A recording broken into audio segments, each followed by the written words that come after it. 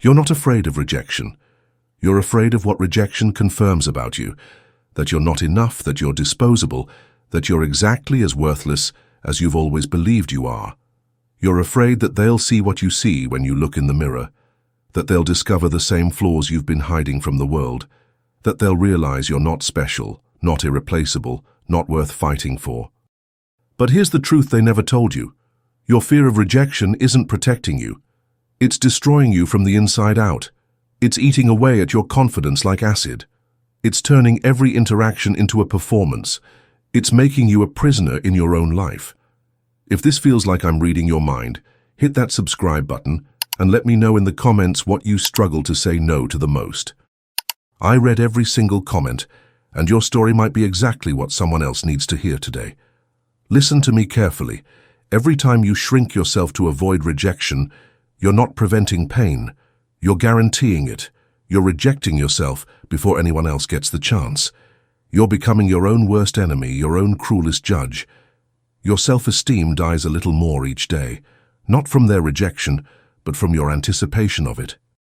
You wake up every morning already defeated, already bracing for the blow, already convinced that today will be the day they see through your act and realize you're not worth keeping around. You check your phone obsessively. You analyze every word, every pause, every delayed response. You turn conversations into crime scenes, searching for evidence of your impending abandonment. You've become addicted to anxiety, dependent on the familiar pain of anticipating rejection. It's become your normal, your baseline, your twisted form of comfort. Alfred Adler understood something most people miss. We don't fear failure, we fear the exposure of our perceived inadequacy. Your rejection anxiety isn't about them saying no. It's about them confirming what you already believe about yourself. But what if I told you that your entire relationship with rejection is built on a lie? The lie is this, that being chosen by others determines your worth. That external validation is what makes you valuable. That love from outside can fill the emptiness inside. It can't. It never could. You've been trying to earn love like it's a salary, working overtime, sacrificing your needs, performing perfectly, hoping that if you just do enough, be enough, give enough, they'll finally see your value. You've become a people pleaser, a yes person, a human doormat with a smile painted on. You say sorry for existing. You apologize for your opinions. You shrink when you should expand. You whisper when you should speak. But love isn't earned, it's recognized. John Bowlby's attachment theory shows us that our fear of rejection often stems from early experiences where love felt conditional, where we learned that approval had to be earned, where we discovered that being good enough was never quite enough. You learn to scan faces for disapproval. You learn to read silence as rejection. You learned that being wanted was the only proof that you mattered. You became a detective of disappointment, an expert in emotional abandonment, a scholar of subtle signs that you were about to be left behind. You learned to read between the lines of every text message. You became fluent in the language of rejection. You could spot disinterest from a mile away because you were always looking for it.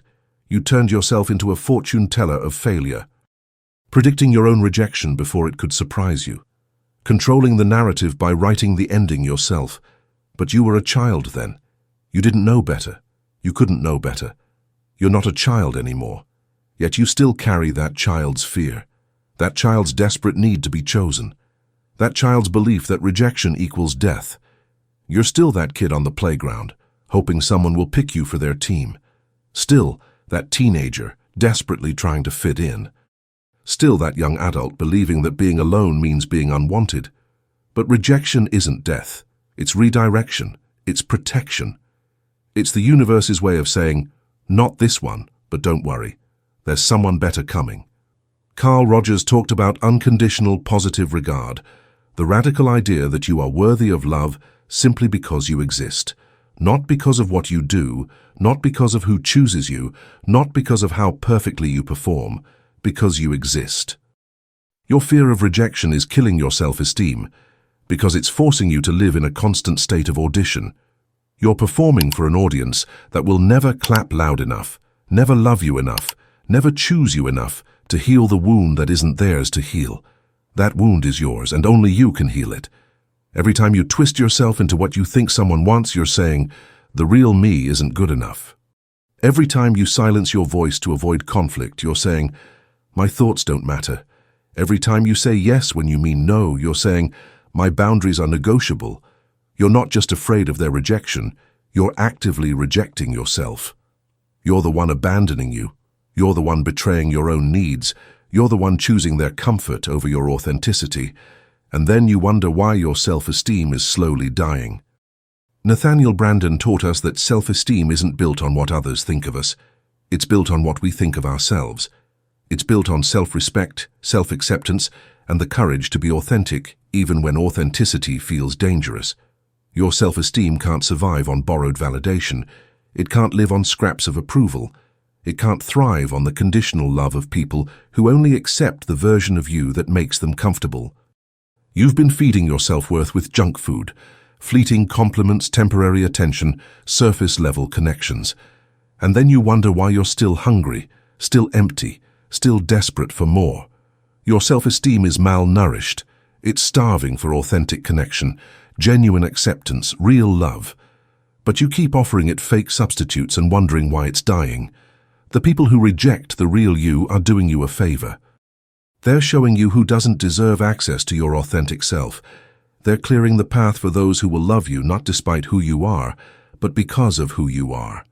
But here's what's killing your self-esteem. You keep trying to convince the wrong people to love you instead of finding the right people who already do. You're so focused on winning over your critics that you ignore your supporters. You're so desperate to be chosen by those who reject you that you reject those who choose you. You've made rejection, your obsession, and acceptance your afterthought. You've turned love into a conquest instead of a gift. Stop trying to be chosen. Start choosing yourself. Stop asking, am I good enough for them? Start asking, are they good enough for me? Stop performing for love. Start being worthy of it. Your fear of rejection has convinced you that you need to be perfect, to be lovable. But perfection isn't lovable. It's intimidating. It's cold. It's inhuman. People don't fall in love with perfect. They fall in love with real. They fall in love with your laugh, not your resume. They fall in love with your quirks, not your achievements. They fall in love with your humanity, not your highlight reel. But you've been showing them the wrong version of yourself, the sanitized version, the people-pleasing version, the please don't leave me version. Your flaws, your struggles, your imperfections, these aren't bugs in your programming. They're features. They're what make you human, relatable, real. The right people will love you for your contradictions, not despite them. They'll see your sensitivity and call it strength. They'll see your vulnerability and call it courage. They'll see your authenticity and call it home. But first, you have to stop hiding. You have to stop apologizing for taking up space. You have to stop making yourself smaller to make others comfortable. You have to stop editing your words, dimming your light, and shrinking your dreams to fit into someone else's comfort zone. You have to stop being a supporting character in your own life story. You have to stop being the understudy when you were born to be the lead. You have to stop auditioning for acceptance and start commanding respect.